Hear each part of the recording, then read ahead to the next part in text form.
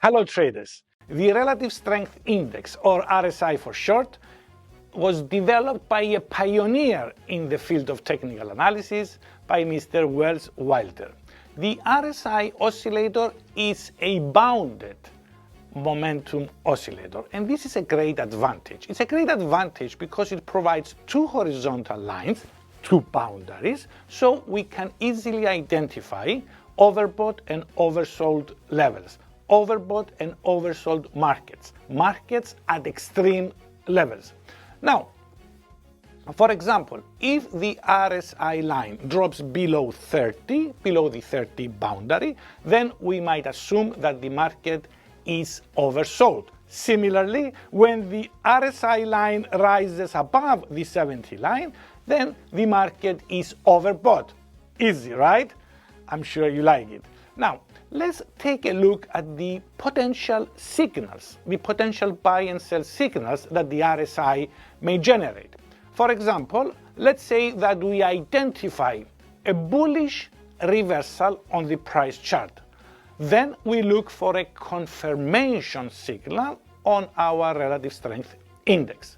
That confirmation signal might be the RSI line falling below the 30 horizontal line and emerging above, higher than it. This is a confirmation buy signal, and this gives us the confidence to press the buy button.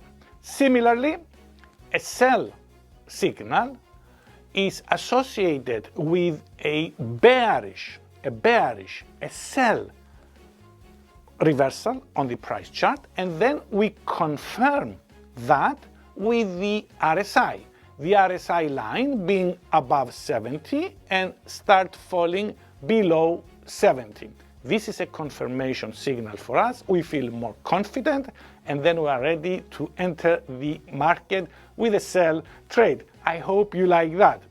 Again, these boundaries make the RSI oscillator very popular, and as a matter of fact, it is considered by many authors as the most popular oscillator in this industry.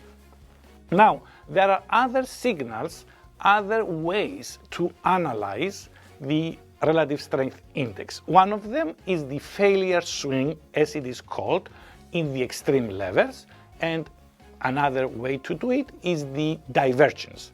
But allow me to skip these two ways for a later stage, as I found them a little bit advanced. See you in a while. Hi guys, don't forget to subscribe and press the bell to keep up with new videos.